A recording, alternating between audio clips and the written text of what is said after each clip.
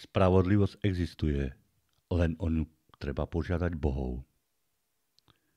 Príjemný večer či príjemný deň, vítam vás na pokračovaní Cesty mágie na podcaste a YouTubeovom kanáli Veštec Jozef. Takže spravodlivosť existuje, len o ňu treba požiadať Bohov. A prečo neodpúšťať? Takže prečo neodpúšťať ľuďom, čo nám ublížili, čo nám spoškodili?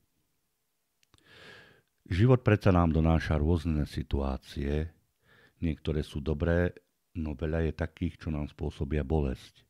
Okradnú nás o niečo, spôsobia nám zlo. No a my sa zachováme ako? Žiadame spravodlivosť? Častokrát nie. Hovoríme niečo také, ja sa na vás nehnevám, odpúšťam vám, vás bude súdiť Boh. A potom čas beží. Ľudia, čo vám ublížili, spôsobili bolesť, škodu, stále si žijú ako grófy. Užívajú si často prácu vašich mozolov. Majú všetko, čo si musíte vy odoprieť. Proste užívajú si ten život. No a ako je to s vami? Vy živoríte, trápite sa, šomrete, že na svete nie je spravodlivosti. Ale ja mám jednu otázku. Čo ste to povedali tomu človeku, keď vám ublížil alebo okrádol vás?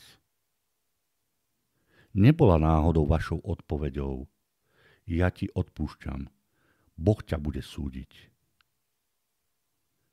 Ale prečo ste nepovedali, neodpúšťam ti, ja chcem, aby si sa zodpovedal za všetko zlo, čo si mi spôsobil. Žiadam Bohov o tvoje potrestanie. Spravodlivý trest. Aj, už to počujem. No to sa nedá, nerobí sa to. Ja mu odpúšťam. Neodpustiť mu by bol hriech. Však Boh ho bude súdiť. Boh ho bude súdiť? Ja mu odpúšťam? Tak potom čo chcete? Však to je to číre pokrytectvo. Pokrytectvo v plnej miere. Veľa ľudí v našej spoločnosti je falošných a pokryteckých. Jedno si vo svojom vnútri želajú, myslia a druhé hovoria. Ich vlastné pokrytectvo im bráni potrestať ich nepriateľov, ľudí, čo im ublížili, čo ich okradli. Pokrytectvo ľudí by som rozdelil na dve úrovne. Prvá úroveň je pokrytectvo zo slušnosti voči všeobecným pravidlám, etikete. Príkladom takého pokrytectva je, keď vám niekto pristúpi nohu v autobuse alebo nejak na vás sa navalí a on povie, prepáčte, nechcel som. A vy čo odpoviete? Nič sa nestalo, je to v poriadku. A čo tak, keď stretnete známu, zmalovanú ako opicu, respektíve známeho, ktorý vypadá strašne. Poviete mu, no ty vypadáš ako opica.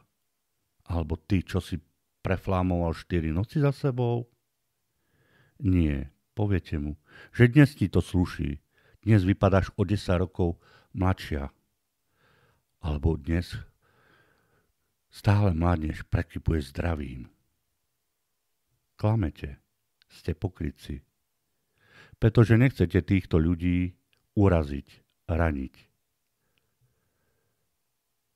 Respektíve, keď vám šlapnú na nohu, nechcete sa pomstiť za bolesť, ktorú vám spôsobili, chcete ukázať dobrú vôľu,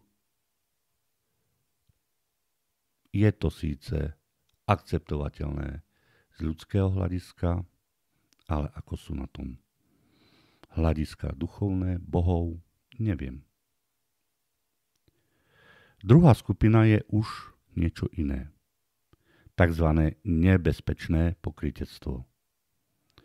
To je vtedy, keď vám človek úmyselne ublíži, okradne vás, spôsobí bolesť, strach, trápenie.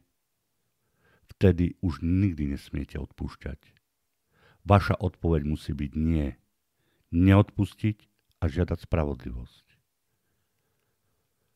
Povedzme si príklad.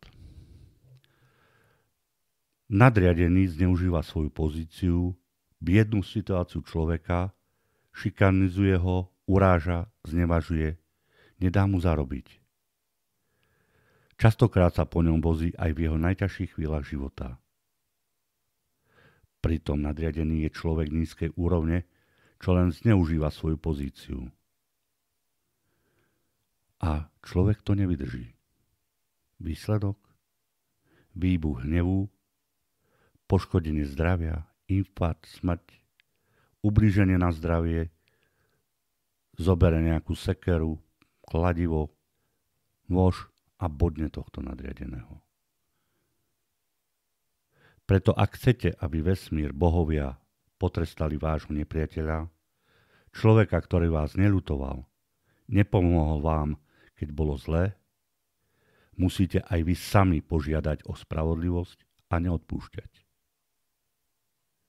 Stáva sa, že ľudia so silnou vôľou častokrát sami pomôžu takýmto biedným, šikanovaným ľuďom. Ľuďom, ktorých trápi beznádej, ktorých poškodzujú nízky, úbohí ľudia, čo ešte kopnú aj do biedného, okradnú ho o poslednú deku, zneužijú danú situáciu. Ale toto nie je pravidlo. Nemôžeme sa spoliehať na druhých. Preto musíme zobrať vždy život do vlastných rúk a prevziať zaň zodpovednosť. Ďalším príkladom je príklad, keď človek je zahnaný do kúta a sám si vyberie cestu obete. Obete, ktorá nechce a nemôže sa brániť. Ktorá hovorí, že všetko na svete je zlé a že na svete neexistuje spravodlivosť. Klasickým príkladom sú týrané ženy. Žena v partnerstve s deťmi. Doma má muža, čo ju šikanuje, bije, prepíja jej peniaze. V práci šéfa, čo ju využíva a keď ho odmietne, spraví zo života peklo. Okolie ľudia vidia, že je zlé. Hovoria jej, chod na políciu, odíď od muža, odíď z práce. Ale ona nie. Stále ako verklík. Čo Boh spojil, človek nerozpojí. Boh ho potrestá, ja mu odpúšťam. Trvá to dlho. A žena nevydrží, obesí sa, zabije takéhoto muža či šéfa, ťažko ochorie alebo niečo podobné. No stále bude tvrdiť, že spravodlivosť na svete neexistuje. Moja otázka, naozaj chcete, aby ten človek bol potrestaný? Čo ak v duši hovoríte áno, chcete trest, odplatu, ale navonok? Z vašich úst vychádzajú predsa slová. Ja mu odpúšťam. Boh ho bude súdiť. Neodpustiť by bol hriech. Nechcete náhodou len vyzerať pred okolím dobre? Nie ste pokrytec, čo sa schováva za masku? Schovávate sa za masku pred ľuďmi, bohmi či silami mocnosti? Ale ľudia, aj bohovia, vidia skutočnú tvár za ňou. Bohovia chcú potrestať toho človeka. Vidia, že robí zle, že je to nespravodlivé. No keď ty povieš, ja ti odpúšťam, ja nemám zášť voči tebe, dáš vlastne príkaz do vesmíru. Netrestajte ho, netreba trestať. Nechcem, aby tento človek bol potrestaný. Zakazujete im konať spravodlivosť. Uvedomme si, že na tento svet sme prišli ako slobodní ľudia. Máme všetky práva o rozhodovaní sa o sebe a svojom okolí. Bohovia nám sa nám nemiešajú do života. Nemiešajú sa nám dovtedy, pokiaľ ich o to nepožiadame. Nepoprosíme. Oni to proste dovtedy nemôžu a nebudú riešiť. No stáva sa, že rod alebo vesmír sami chránia osoby, ak tie osoby nemôžu požiadať o ochranu. Či nevedia. Typickým príkladom sú deti. No neskôr, keď si človek uvedomí, keď je starší, rozumnejší, dospelý a je schopný si uvedomiť, poznať, že vo svete sú sily spravodlivosti, vtedy sa už sám musí obrátiť týmto silám a požiadať ich o ochranu, pomoc, spravodlivosť. Vo vesmíre je spravodlivosť a platia zákony spravodlivosti.